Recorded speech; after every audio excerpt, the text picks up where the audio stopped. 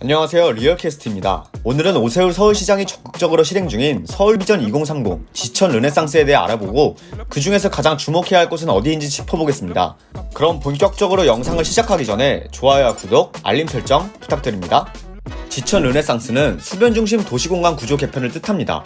실개천과 소하천을 중심으로 공간 구조를 재편해 시민들의 생활 공간을 만들겠다는 취지인데요. 한강의 4대 지천인 안양천, 탄천, 중랑천, 홍제천 이 4개의 하천을 중심으로 도시를 개발한다는 것입니다. 한강 같은 리버뷰도 지녔고 하천 주변으로 다양한 문화상업생활시설이 들어온다고 생각해보세요.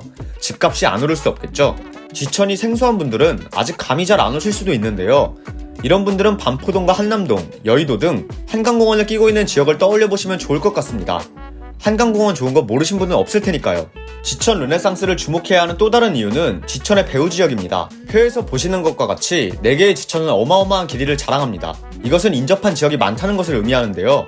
중랑천 14개구, 안양천 3개구, 탄천 3개구, 홍제천 2개구가 맞닿아 있으며 인근 거주자만 해도 중랑천은 300만 명대, 안양천은 200만 명대, 탄천과 홍제천은 100만 명대 인구가 거주하고 있습니다. 따라서 지천 주변을 개발한다면 엄청난 파급 효과가 있을 것으로 예상됩니다. 개발을 해도 사람이 모이지 않으면 효과가 없습니다. 하지만 이미 배후 지역이 확실하게 존재하는 곳에 대규모 개발이 진행되는 것이기 때문에 개발만 된다면 인근 지역은 모두 천지개벽이 되는 것이죠. 그렇다면 지천 르네상스 개발지 중 가장 눈여겨봐야 할 동네는 어디일까요? 바로 도봉구 창동과 노원구 상계동입니다. 창동과 상계동에는 중랑천이 흐르고 있습니다.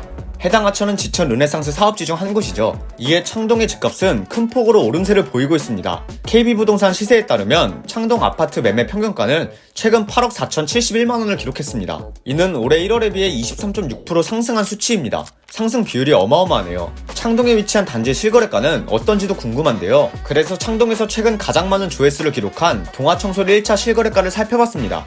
동아청솔 1차 전용면적 84제곱미터는 지난 8월 11억 4,800만원에 실거래됐습니다. 단지는 작년 8월만 해도 8억 8천만원에 거래됐는데요.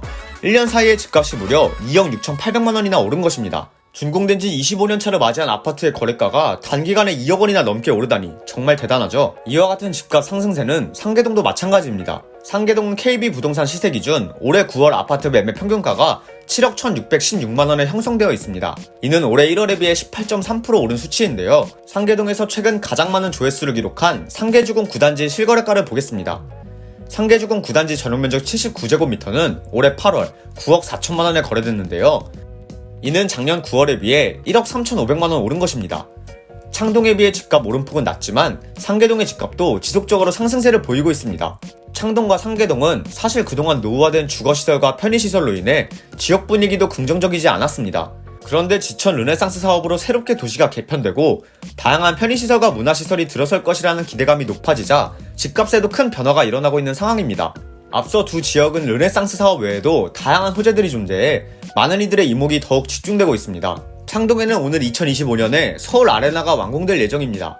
서울 아레나는 약 2만 명까지 수용 가능한 아레나급 전문 음악 공연장과 영화관, 레스토랑 등 문화 복합시설로 조성되는데요. 콘서트 전용 공연장의 경우 완공 시 서울에서는 최대 규모입니다. 지천 르네상스로 조성되는 수변 문화공원과 서울 아레나를 걸어서 오갈 수 있도록 중랑천에 2개의 교량도 추가로 지을 예정입니다. 공연장과 수변 문화공원을 연결해 시너지 효과를 기대할 수 있죠. 해당 교량은 서울 아레나 완공보다 앞선 2024년 6월 완공될 예정입니다. 또한 창동에는 11년 만에 재개된 창동 민자역사 개발 호재도 있습니다. 노후된 시설이었던 창동 민자역사를 개발하여 시민들의 편의성을 높일 예정입니다. 개발 호재 외에도 창동에는 우이신설선 연장, GTX-C 노선도 들어섭니다. 이제는 창동이 교통 중심지로 거듭나는 것이죠.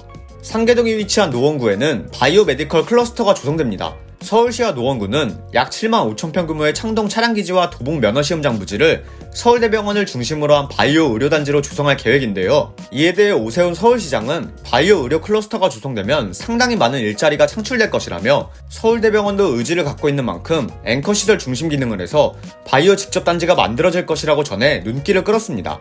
이처럼 창동과 상계동이 지닌 호재는 지역의 미래가치에 대한 기대감도 높이고 있는데요. 특히 두 지역 모두 재개발과 재건축 사업이 진행되는 단지도 있어 앞으로 어떤 변화를 보일지 더 주의를 기울여 봐야겠습니다. 오늘 제가 준비한 영상은 여기까지입니다. 콘텐츠가 도움이 되셨다면 좋아요와 구독, 알림 설정 부탁드립니다.